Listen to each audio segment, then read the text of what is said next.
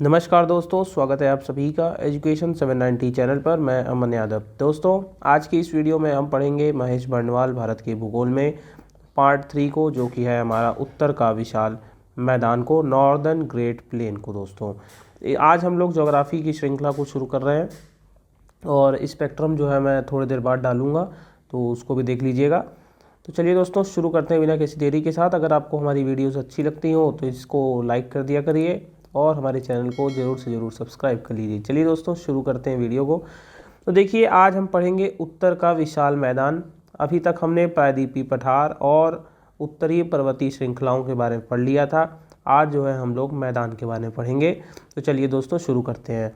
तो देखिए, उत्तरी पर्वतीय भाग हिमालय पर्वत श्रृंखला के दक्षिण एवं दक्षिणी पठार, जिसे प्रायद्वीपीय पठार के उत्तर में विशाल समतल भूभाग है। ठीक है, समतल भूभाग है और यह गंगा, सिंधु एवं ब्रह्मपुत्र और उसकी सहायक नदियों के द्वारा बहाकर लाए गए जलोढ़ निक्षेपों से निर्मित मैदान है।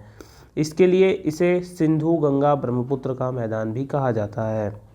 लाखों वर्षों में हिमालय के गिरिपाद में स्थित बहुत बड़े द्रोणी क्षेत्र में जलोढ़ों का निक्षेप हुआ, जिससे इस उपजाऊ मैदान का निर्माण हुआ है। अब देखिए, इस मैदान का कहाँ पे स्थित है, ये आप देख सकते हैं, मानचित्र में दिखाया गया है। देखिए, ये आपका यहाँ से लेकर पूरा क्या कहते हैं, ये इतनी एरिया में फैला हुआ है।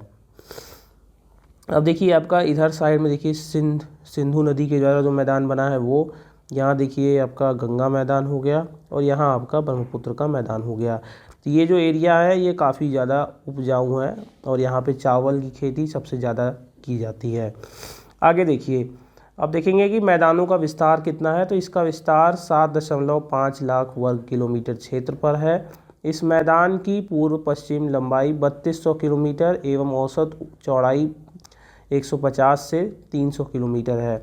समृद्ध मृदा आवरण, पानी की पर्याप्त उपलब्धता एवं अनुकूल जलवायु के कारण कृषि की दृष्टि से यह भारत का अत्यधिक उपजाऊ क्षेत्र है। इसलिए यह सघन जनसंख्या वाला भौगोलिक प्रदेश है। आगे देखिए दोस्तों, अगले पॉइंट की तरफ बढ़ेंगे। यह मैदान सामान्यतः समुद्र तल से 240 मीटर से अधिक ऊंचा नहीं है। इसकी औसत गहराई 460 मीटर है। पश्चिमी मैदान का ढाल उत्तर पूर्व से दक्षिण पश्चिम और पूर्वी मैदान का ढाल उत्तर पश्चिम से दक्षिण पूर्व की ओर है। दोस्तों, इस समतल भूभाग के मध्य अरावली पर्वत के आ जाने के कारण सिंधु और इसकी सहायक नदियां जैसे कि झेलम, चेनाब, रावी, ब्यास और सतलज इस अवशिष्ट पर्वत के पश्चिम में तथा गंगा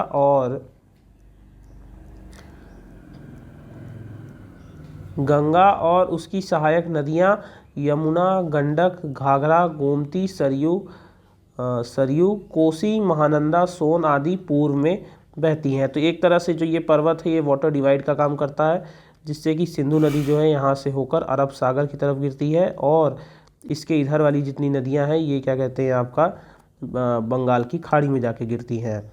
दोस्तों, आगे देखेंगे कि उत्तर के क्षेत्रों में आने वाली नदियाँ निक्षेपण कार्य में लगी हैं। नदी के निचले भाग में ढाल कम होने के कारण नदी की गति कम हो जाती है, जिसके परिणाम स्वरूप नदी द्वीपों का निर्माण होता है। ये नदियाँ निचले भागों में गाद एकत्र हो जाने के कारण बहुत सी धाराओं में बंट जाती हैं, जिन्हें वितरिकाएँ या डिस्ट्रीब्यूटरीज कहा जाता है। दोस्तों, आगे देखेंगे हम लोग कि उत्तरी मैदान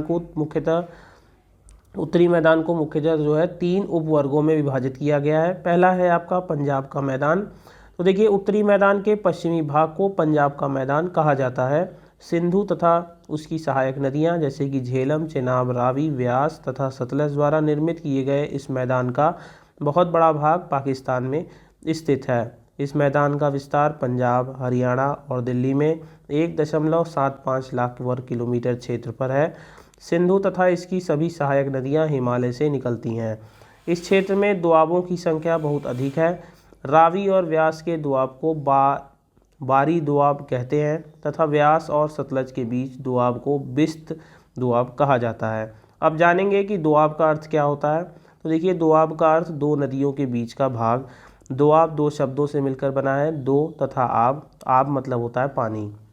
इस प्रकार पंजाब में 2 शब्दों से मिलकर बना है। पंज का अर्थ है 5 तथा आब का अर्थ है पानी। तो जो कि पंजाब में प्रवाहित 5 नदियों का सूचक है। आगे देखिए, विशाल मैदान का दूसरा उपभाग राजस्थान का मैदान है। इसका विस्तार अरावली पर्वत के पश्चिम में लगभग 1.75 लाख वर्ग किलोमीटर में फैला है और यह मुख्यतः अर्ध शुष्क और शुष्क प्रदेश है। इसी के साथ दोस्तों आगे देखेंगे बालूका स्तूप के बारे में। यहाँ की प्रमुख स्थलाकृति है। पूर्वी भाग में कई पहाड़ियाँ हैं। लूनी नदी इस प्रदेश की मुख्य नदी है जो वर्षा के दिनों में कच्छ के रण तक जाती है। इस प्रदेश में सांभर, देगान, डिडवाना जैसी प्रसिद्ध खारे पानी की झीलें भी स्थित हैं। अब जानेंगे कि बालूका स्तूप क्या होते हैं, जिनको इंग्लिश में हम लोग सैंड ड्यून्स कहते हैं। तो देखिए, मरुस्थलों अथवा रेतीले प्रदेशों में प्रबंध द्वारा रेत एवं बालू के निक्षेप मतलब होता है जमाव, तो निक्षेप से निर्मित टीलों या टिब्बों को बालूका स्तूप कहते हैं।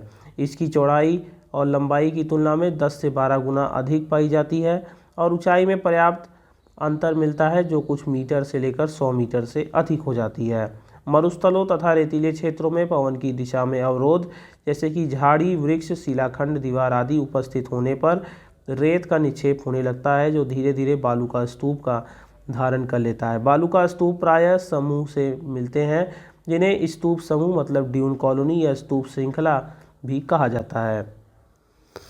दोस्तों आगे हम लोग देखेंगे, अब दूसरा जो हम पढ़ेंगे वो है गंगा का मैदान या मध्यवर्ती मैदान, जिसको हम लोग इंग्लिश में गैंगेटिक प्लेन कहते हैं। देखिए, यमुना नदी से लेकर पूर्व में बांग्लादेश की पश्चिम सीमा तक विस्तृत मैदान को मध्यवर्ती मैदान या गंगा का मैदान कहते हैं। इसका विस्तार 1400 किलोमीटर की लंबाई में घग्गर तथा तीस्ता नदियों के मध्य है, जो उत्तरी भारत के राज्यों हरियाणा, दिल्ली, उत्तर प्रदेश, बिहार, झारखंड के कुछ भागों तथा पश्चिम बंगाल में विस्तृत है। इस मैदान का ढाल सामान्यतः उत्तर पश्चिम से दक्षिण पूर्व की ओर है और इस विस्तृत मैदान को 3 उपभागों में बांटा जाता है। अब देखिए, इसमें बोला गया है उत्तर पश्चिम से, तो मान लीजिए आपका मैं मैप बना लेता हूँ, उतना बढ़िया तो नहीं बनता मेरे से। जैसे मान लीजिए इधर से ऐसे करके, तो देखिए आपकी गंगा नदी यहाँ उत्तराखंड से निकलती है। तो देखिए यहाँ से आप देख लीजिएगा कि ये आपका जो है एक तरह से नॉर्थ वेस्ट हो गया और गंगा नदी आपका यहाँ से होते हुए ऐसे बहती है दक्षिण की तरफ, तो इसलिए यहाँ से ये साउथ ईस्ट की हो गया। तो इसलिए यहाँ से लेकर ऐसे, और जो सिंधु नदी वाला भाग है वो यहाँ नॉर्थ वेस्ट, यहाँ पे आपका साउथ ईस्ट, तो वहाँ का जो ढाल है वो यहाँ से लेकर इस तरीके इस तरफ का होता है, इसलिए यहाँ से होते हुए यहाँ। और ये किस लिए होता है तो आप जानते होंगे, राजस्थान में अरावली पर्वत है, तो जो एक तरह से वाटर डिवाइड का काम करता है, जो हम लोग जब ये ड्रेनेज वाला से पढ़ेंगे चैप्टर तब उसमें देखेंगे। तो यहाँ से होते हुए इधर और ये इधर जाता है। चलिए दोस्तों आगे देखते हैं। अब देखेंगे कि जो 3 भागों में बांटा गया है गंगा के मैदान को, उसको देख लेते हैं। तो देखिए, ऊपरी गंगा मैदान, तो यह गंगा मैदान का ऊपरी भाग है जो उत्तर से शिवालिक, पश्चिम से यमुना नदी और दक्षिण में प्रायद्वीपी पठार तथा पूर्व में 100 मीटर की समोच्च रेखा द्वारा सीमांकित किया जाता है। और इस मैदान की 3 लघु इकाइयाँ हैं, जैसा गंगा यमुना दोआब, रुहेलखंड मैदान तथा अवध मैदान। अब देखिए दोस्तों, ऊपरी गंगा मैदान के बाद आपका आएगा मध्यवर्ती गंगा का मैदान। तो यह मैदान इलाहाबाद से फरक्का तक 1.45 लाख वर्ग किलोमीटर क्षेत्र में विस्तृत है। उत्तर में शिवालिक, दक्षिण में विंध्य रोहतासगढ़, छोटा नागपुर पठार, पश्चिम में 100 मीटर की समोच्च रेखा तथा पूर्व में बिहार, पश्चिम बंगाल सीमा इस क्षेत्र की सीमाएं निर्धारित करते हैं। मध्य गंगा मैदान की 2 भागों में बांटा जाता है। पहला है उत्तरी गंगा मैदान, जिसने गंगा घाघरा दोआब, मिथिला मैदान, कोसी मैदान, और इसके बाद जो है दूसरा आपका बांटा जाता है इसको दक्षिणी मैदान, दक्षिणी गंगा मैदान, जिसमें गंगा सोन विभाजक, मगध मैदान तथा अंग मैदान शामिल हैं। दोस्तों अब देखेंगे कि निम्न गंगा मैदान का विस्तार कहाँ तक है। ठीक है, निम्न गंगा मैदान, तो इसका विस्तार उत्तर में दार्जिलिंग हिमालय के गिरिपथ क्षेत्र से दक्षिण में बंगाल की खाड़ी तक और पश्चिम में छोटा नागपुर की पूर्व सीमा से बंगाल एवं असम की सीमाओं तक 80,968 वर्ग किलोमीटर क्षेत्र पर स्थित है।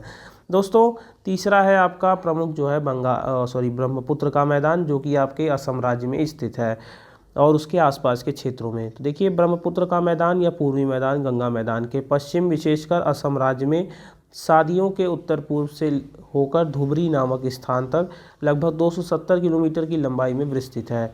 इस मैदान के पश्चिमी भाग को छोड़कर सभी ओर ऊंचे पहाड़ी भाग है। इस भाग का ढाल क्रमशः उत्तर पूर्व से दक्षिण पूर्व की ओर है। ठीक है, तो यहाँ से एंटर करती है ब्रह्मपुत्र नदी और धीरे धीरे होते हुए जो है ये बांग्लादेश की तरफ गिरती है। तो इसलिए यहाँ पे जो है नॉर्थ ईस्ट इसका जो है क्या कहते हैं, दक्षिण पूर्व की ओर है। अब देखिए आगे देखेंगे कि ब्रह्मपुत्र नदी इस मैदान के मध्य से होकर गुजरती है और इस नदी के बीच स्थित माजुली जो है विश्व का सबसे बड़ा नदी द्वीप है, यह आपको याद रखना पड़ेगा। ब्रह्मपुत्र घाटी का मैदान नदी द्वीप और बालू रोधिकाओं की उपस्थिति के लिए जाना जाता है और यहाँ नदियों के बार बार रास्ता बदलने के कारण बाढ़ की आवृत्ति सबसे ज़्यादा अधिक है। दोस्तों अब हम लोग आगे चलते हैं। तो दोस्तों आगे देखिए, ब्रह्मपुत्र नदी अपनी घाटी में उत्तर पूर्व से दक्षिण पश्चिम दिशा में बहती है, परंतु बांग्लादेश में प्रवेश करने से पहले धुबरी के निकट यह नदी दक्षिण की ओर 90 डिग्री का कोण बनाती हुई मुड़ जाती है।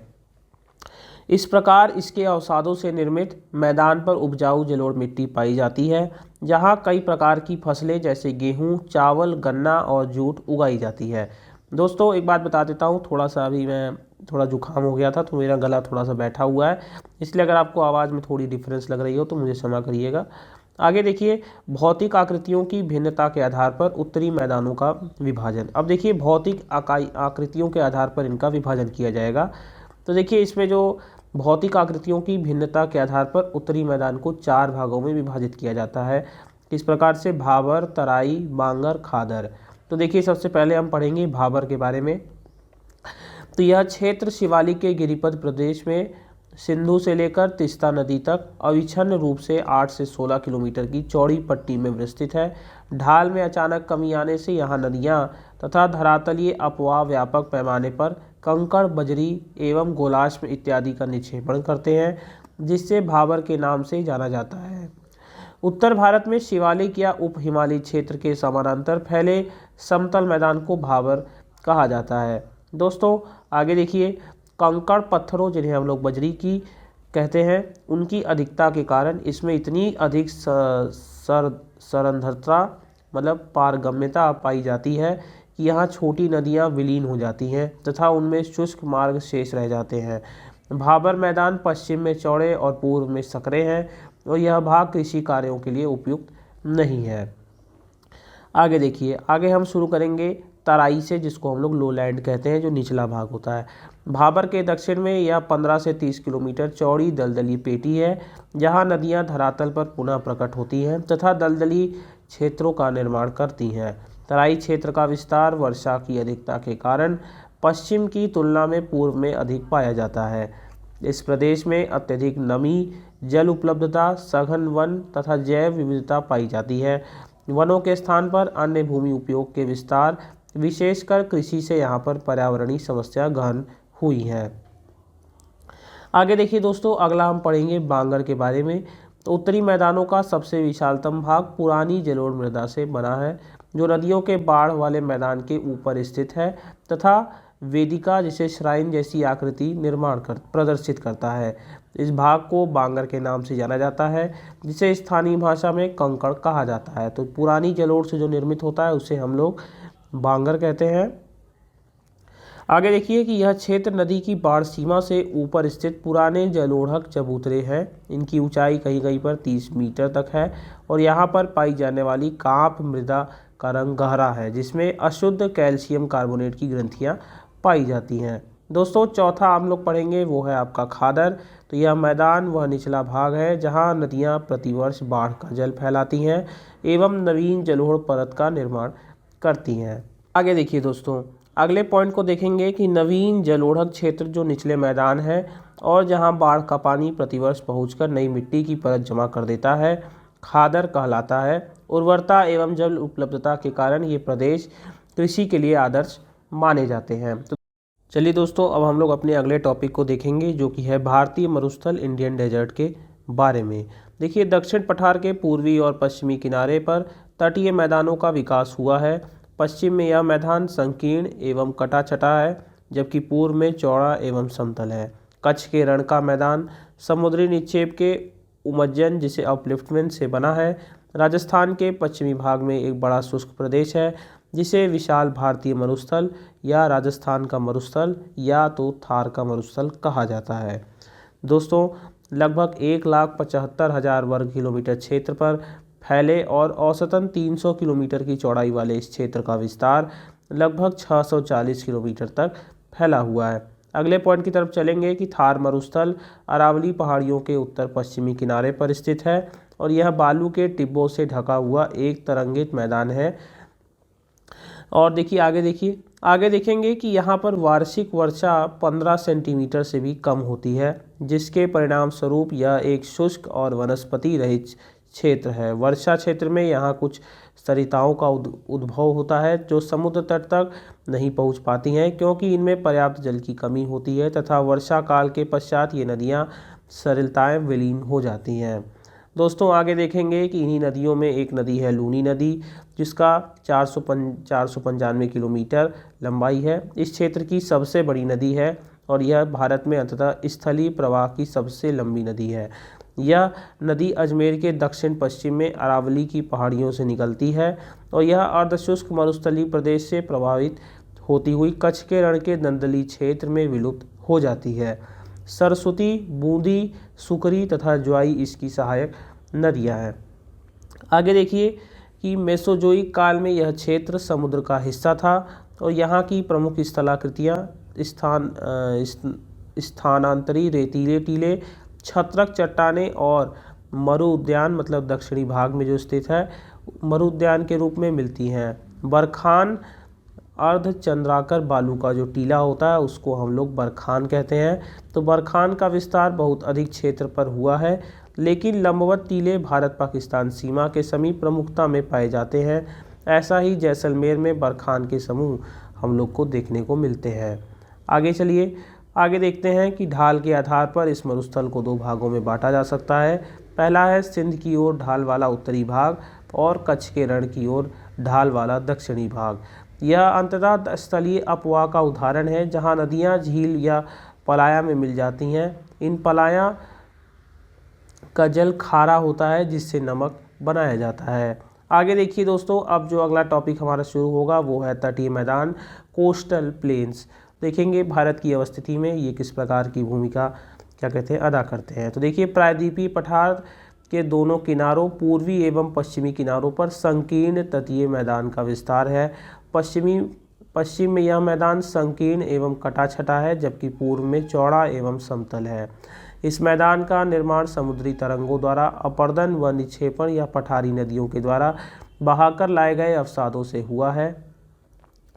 यह पश्चिम में अरब सागर से लेकर पूर्व में बंगाल की खाड़ी तक विस्तृत है। यह भारत की तटरेखा लगभग यहाँ पे होगा 6,100 होगा, ठीक है, 6,100 किलोमीटर लंबी है और स्थिति और सक्रिय भू आकृतिक प्रक्रियाओं के आधार पर तटीय मैदानों को दो भागों में बांटा जाता है। पहला है पश्चिमी तटीय मैदान वेस्टर्न कोस्टल प्लेन और पूर्वी तटीय मैदान ईस्टर्न कोस्टल प्लेन। सबसे पहले देखेंगे पश्चिमी तटीय मैदानों को। तो देखिए, पश्चिमी तटीय मैदान पश्चिमी घाट तथा अरब सागर के मध्य स्थित एक संकीर्ण मैदान है, जो उत्तर में कच्छ के तट मतलब गुजरात से लेकर दक्षिण में कन्याकुमारी जो कि केप कमोरिन तक अरब सागर के साथ विस्तृत है। गुजरात के मैदान को छोड़कर यह मैदान पूर्वी तटीय मैदान से कम चौड़ा है। इस मैदान की औसत चौड़ाई 65 किलोमीटर एवं पश्चिम से पूर्व 10 से 80 किलोमीटर है। इसकी अधिकतम चौड़ाई गुजरात में नर्मदा एवं तापी के मुहाने समीप 80 किलोमीटर है। आगे चलिए, पश्चिमी तटीय मैदान जलमग्न तटीय मैदानों के उदाहरण है। ऐसा विश्वास है कि पौराणिक शहर द्वारका किसी समय में पश्चिमी तट की मुख्य भूमि पर स्थित था, जो अब पानी में डूबा हुआ है। जलमग्न होने के कारण पश्चिमी तटीय मैदान एक संकीर्ण पट्टी मात्र है और पत्तनों एवं बंदरगाहों के विकास के लिए प्राकृतिक परिस्थितियां प्रदान करता है। आगे देखिए दोस्तों, उत्तर में गुजरात तट से लेकर दक्षिण में केरल तट तक पश्चिमी तटीय मैदान को 4 भागों में बांटा जाता है। अब हम लोग उन चारों भागों को पढ़ेंगे। तो देखिए, पहला भाग है आपका गुजरात का मैदान। गुजरात के कच्छ के रण से काठियावाड़ तक जो एरिया है वो मतलब अवस्थित है गुजरात का मैदान। और कच्छ के रण का मैदान समुद्री निक्षेपों में उपज्जन से बना है। मतलब ये पहले मेसोजोइक काल में पानी के अंदर था, लेकिन उसके बाद जो है ये धीरे धीरे ऊपर उठ गया, इसीलिए अपलिफ्टमेंट या उमज्जन इसको कहा जाता है। अब देखिए मेसोजोइक काल के बारे में जो है एक वीडियो आप देख लीजिएगा, पार्ट 2 मैंने बनाया था जो इसी महेश बर्णवाल से, उसको देख लीजिएगा, आपको समझ में आ जाएगा।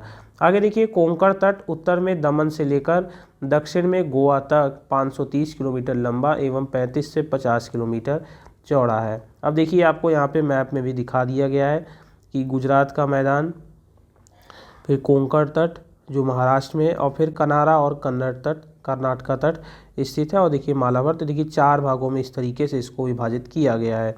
अब देखिए आपका यहाँ पे हो गया गुजरात मैदान, ठीक है। फिर यहाँ से लेकर आपका देखिए दूसरा भाग जो आ गया कोंकण तट, उसके बाद जो आपका अगला भाग आ जाएगा वो आ जाएगा क्या कहते हैं कनारा और कन्नड़ तट, इसके बाद आपका आ जाएगा मालाबार तट। तो देखिए अगला दिया गया है यहाँ पे क्या कहते हैं कर्नाटक या कन्नड़ तट। देखिए कर्नाटक तटीय मैदान 525 किलोमीटर लंबा एवं 8 से 24 किलोमीटर चौड़ा है, जो उत्तर में गोवा से दक्षिण में मंगलुरु तक का तटीय भाग है। आपको याद रखना पड़ेगा कि इसका विस्तार कहाँ से कहाँ तक है। तो देखिए उत्तर में गोवा से दक्षिण में मंगलुरु तक इसका तटीय भाग विस्तार है। आगे देखिए अंतिम है आपका मालाबार तट। तो उत्तर में मंगलुरु कर्नाटक से दक्षिण में कन्याकुमारी तमिलनाडु तक के तटीय भाग को हम लोग मालाबार तट कहते हैं। मालाबार तट 550 किलोमीटर लंबा एवं 20 से 100 किलोमीटर चौड़ा है। इस तटीय भाग में अनेक लंबे और संकरे पश्चजल जिसे बैक वाटर पाए जाते हैं, जिन्हें केरल में कयाल एक प्रकार की लेगून कहा जाता है। आगे देखिए दोस्तों अगले पॉइंट की तरफ। तो देखिए बॉक्स में हमारे लिए एक इंपॉर्टेंट चीज़ लिखी है, 180 किलोमीटर से भी अधिक लंबी वेम्बनाड झील ऐसा ही एक अनूप है जिस पर कोच्चि बंदरगाह स्थित है। याद रखिएगा कि वेम्बनाड झील जो है इसी का एक उदाहरण है। देखिए कयाल बैकवाटर्स मालाबार तट की विशेष स्थलाकृति है, जिसे मछली पकड़ने और अंतरस्थलीय नौकायान के लिए प्रयुक्त किया जाता है। पश्चिमी तटीय मैदान में बहने वाले अधिकतर नदियां पश्चिमी घाट पर्वत के पश्चिमी ढाल से निकलती हैं और ये नदियां वह तीव्रगामी हैं, इसलिए इन नदियों के द्वारा मिट्टी का जमाव अधिक नहीं हो पाता। इनमें से अधिकतर नदियां अपने मुहाने पर डेल्टा न बनाकर ज्वारनद मुख मतलब एस्चुरी का निर्माण करती हैं। आगे देखिए कि इसके दक्षिण भाग में कई लैगून पाए जाते हैं, जैसे कि न्यू मंगलुरु और कोच्चि के बंदरगाह ऐसे ही लगून पर स्थित हैं और यहाँ पर कुछ अवशिष्ट मैदानों का भी निर्माण हुआ है, जिनमें सौराष्ट्र और कच्छ के मैदान मुख्य हैं। यहाँ पर स्थित प्राकृतिक बंदरगाहों में कांडला, मझगांव, जवाहरलाल नेहरू मतलब नहावा शेवा, फिर मुंबई, मरमगांव, मंगलुरु, कोच्चि शामिल है। तो ये कुछ आपके प्राकृतिक बंदरगाह हैं जिनके नाम आप लोग याद रख लीजिए। पश्चिमी तटीय मैदान मध्य में संकीर्ण है, परंतु उत्तर और दक्षिण में चौड़ा हो जाता है। दक्षिणी गुजरात से लेकर मुंबई तक पश्चिमी तटीय मैदान अपेक्षाकृत चौड़ा है, जो दक्षिण की ओर संकरा होता जाता है। अब आगे देखिए हम लोग पूर्वी तटीय मैदानों के बारे में देखेंगे। Eastern coastal plain. तो देखिए पूर्वी घाट एवं पूर्वी तट के बीच पूर्वी मैदान स्थित है, जो उड़ीसा एवं पश्चिमी बंगाल की सीमा पर स्थित स्वर्ण रेखा नदी से कन्याकुमारी तक फैला है। पूर्वी तटीय मैदान के उत्तरी भाग को उत्तरी सरकार, मध्य भाग को गोलकोंडा तट और दक्षिणी भाग को कोरोमंडल तट के नाम से जाना जाता है। तो देखिए पश्चिमी तटीय मैदान की तुलना में पूर्वी तटीय मैदान अधिक चौड़ा और उभरा हुआ है। इसकी औसत चौड़ाई 120 किलोमीटर है। इस मैदान में पूर्व की ओर बहने वाली और बंगाल की खाड़ी में गिरने वाली नदियों के द्वारा विस्तृत डेल्टा का निर्माण किया जाता है। उभरा तट होने के कारण यहाँ पतन और पोत क्षय कम है। आगे देखिए पूर्वी तटीय मैदान का निर्माण नदियों द्वारा तटवर्ती क्षेत्रों में जलोढ़ निक्षेपण का परिणाम है, जहाँ विश्व के वृहद डेल्टा क्षेत्र स्थित हैं। इन डेल्टाओं का निर्माण महानदी, गोदावरी, कृष्णा और कावेरी नदियों के द्वारा लाए गए अवसादों के निक्षेपण से हुआ है। इस मैदान में लैगून झील की अवस्थिति है, जिसका निर्माण तट तथा रोधिका के बीच सागरीय जल के बंद होने के कारण होता है। आगे देखिए इसी मैदान में चिल्का जो उड़ीसा में और पुलिकट आंध्र प्रदेश एवं तमिलनाडु सीमा पर 2 बड़ी लैगून झीलें हैं। तो याद रखिएगा चिल्का झील उड़ीसा में, पुलिकट आंध्र प्रदेश में 2 बड़ी लैगून झील आपकी पाई जाती है। अब देखिए आपको यहाँ पे पूर्वी तटीय मैदान देखने को मिलता है। तो देखिए आपके यहाँ ऊपर में जो है उत्तरी सरकार, बीच में जो है आपका आंध्र तट, और जो आपका नीचे है यहाँ पे कोरोमंडल तट जो आपके तमिलनाडु में स्थित है, ठीक है। और ये आंध्र प्रदेश में, और यहाँ वाला जो है उड़ीसा क्षेत्र में स्थित है। मतलब उड़ीसा कह लीजिए या फिर यहाँ क्या कहते हैं, पश्चिम बंगाल से लेकर आपके उड़ीसा तक स्थित है। आगे देखिए, आगे देखेंगे कि चिल्का महानदी डेल्टा के दक्षिण में, चिल्का महानदी डेल्टा के दक्षिण में स्थित है जो 75 किलोमीटर लंबी है, जबकि पुलिकट चेन्नई नगर के उत्तर में स्थित है। गोदावरी और कृष्णा नदियों के डेल्टाओं के मध्य में कोलेरू झील जो आंध्र प्रदेश में, वो भी यहीं पर है। और इस प्रकार कोलेरू झील एक डेल्टाई झील है। चिल्का भारत की सबसे बड़ी लैगून एवं खारे पानी की झील है। तो दोस्तों, अगर आप लोगों से एग्जाम में पूछा जाए कि चिल्का नदी जो है, मतलब भारत की सबसे बड़ी लैगून एवं खारे पानी की झील कौन सी है, तो दोस्तों याद रखिएगा वो चिल्का झील है। आगे देखिए कि पूर्वी तट को वर्तमान में 3 लघु इकाइयों में विभक्त किया जाता है। जैसा कि आपका उत्कल मैदान, तो यह उड़ीसा तट के सहारे 400 किलोमीटर की लंबाई में विस्तृत है, और महानदी डेल्टा क्षेत्र में इसकी चौड़ाई 100 किलोमीटर है। आगे देखिए आंध्र मैदान, इसका विस्तार बेरहमपुर से पुलिकट झील के बीच है, और इसके निर्माण में कृष्णा एवं गोदावरी के डेल्टाओं का प्रमुख योगदान है। आगे देखिए, अगला है आपका तमिलनाडु मैदान। तो यह पुलिकट झील के कुमारी अंतरीप तक लगभग 675 किलोमीटर लंबा एवं औसतन 100 किलोमीटर चौड़ा है। आगे देखेंगे कि आंध्र प्रदेश और उड़ीसा के तटीय भाग में महेंद्रगिरी की पहाड़ियाँ स्थित हैं। भारत का औसत समुद्र तल चेन्नई तट से मापा जाता है, ये भी आप लोग याद रखिएगा। तो दोस्तों, आज का जो टॉपिक था वो हमने यहीं पे समाप्त कर लिया। इसमें हम लोगों ने उत्तरी मैदान, आपका मरुस्थल के बारे में और तटीय क्षेत्रों के बारे में पूरा देख लिया। कल जो है हम लोग शुरू करेंगे द्वीप समूह के बारे में, क्योंकि ये काफ़ी विस्तार में इसमें दिया गया है, तो इसको हम लोग अच्छे से पढ़ेंगे। तो तब तक के लिए बने रहिए चैनल के साथ। जय हिंद, जय भारत।